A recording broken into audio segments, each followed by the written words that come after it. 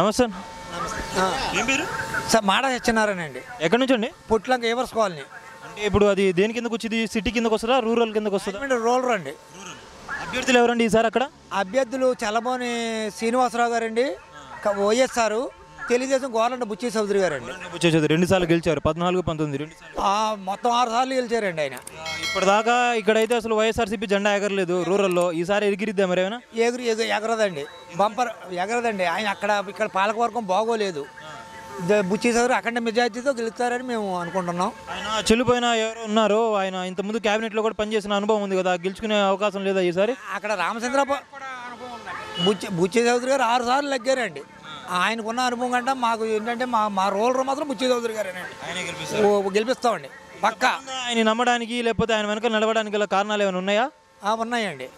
ఆయన అన్ని విషయాల్లో కూడా చాలా బాగా చూస్తాడు. వస్తాడు, ప్రతి జనాన్ని కలుసుకుంటారండి. ఆయన అన్నీ బాగా చేస్తారండి. ఆయన గురించి మాకు ఆయన అంటే నమ్మకం. మా తెలుగుదేశం పార్టీ అంటే నమ్మకం మాకు. అదే నమ్మకం.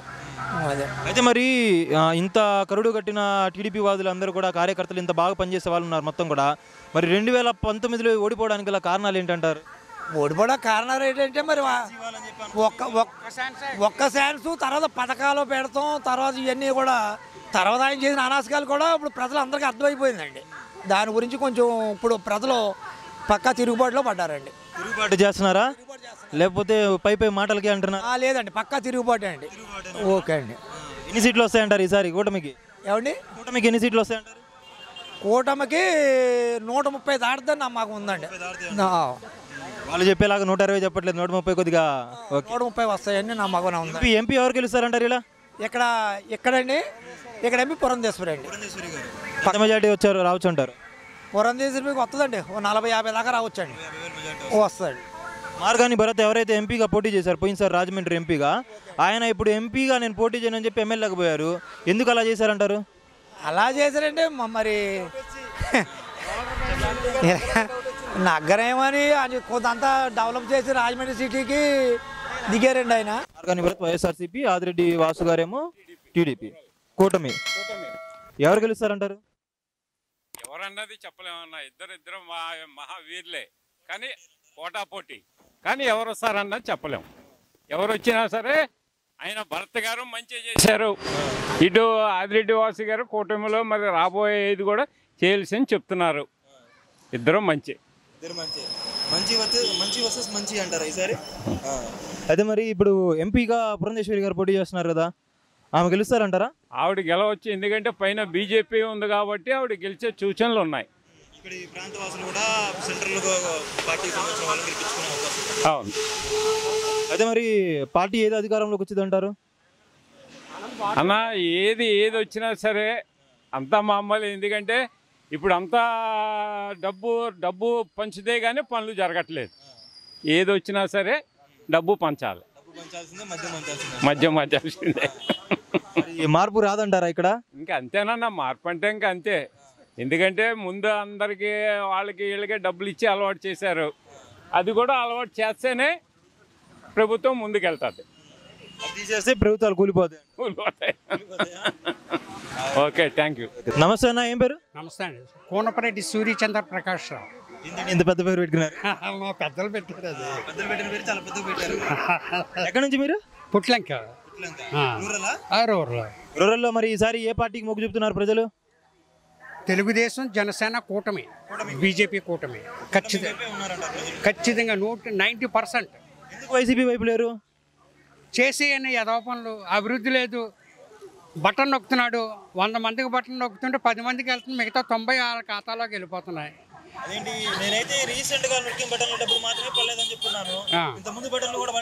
ఇంతకుముందు కూడా 90% అకౌంట్లోకి వెళ్ళిపోయినాయి, 10% పడ్డాయి.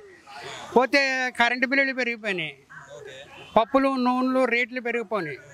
ఈ వైసీపీ ప్రభుత్వంలో సామాన్యుడు బతకడం 2014 నుంచి 19 వరకు కూడా ఇదే నాయకుడు ఎవరైతే ఇప్పుడు సీఎం గా ఉన్నారో ఆయన ప్రతిపక్ష హోదాలో ఉన్నప్పుడు బాధులే అని చెప్పి ప్రోగ్రామ్ పెట్టారు. అప్పుడు ఆ కాలానికి ఆ రేట్లు, ఈ రేట్లు అనుకోవచ్చు కదా. అలాగే ఎందుకు అనుకోవటం? ఇప్పుడు మీరు ఒక బిజినెస్ చేస్తున్నారు, మీది 10 రూపాయలు వస్తువు ఒక సోపు ఎగ్జాంపుల్గా, అది 15 రూపాయలు అమ్ముతున్నారు అవతలాడు.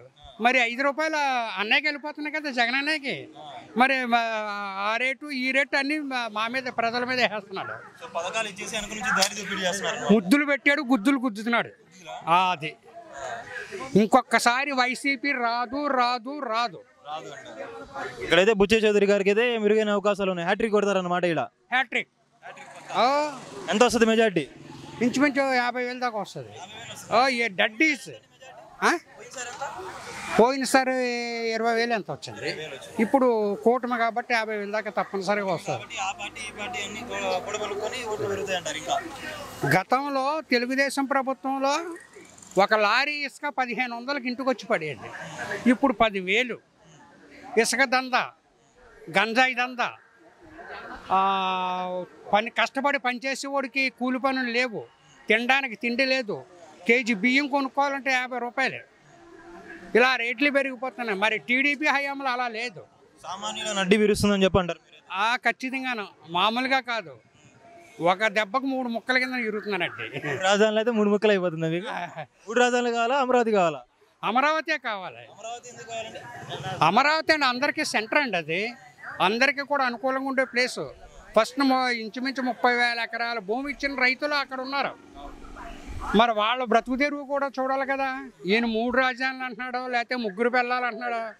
మరి ఈయనకి ఎంతమంది పిల్లలు ఉన్నారో ఎవరికి తెలుస్తుంది? ఈయన భాగవతం బయటకు వచ్చేస్తుంది కదా.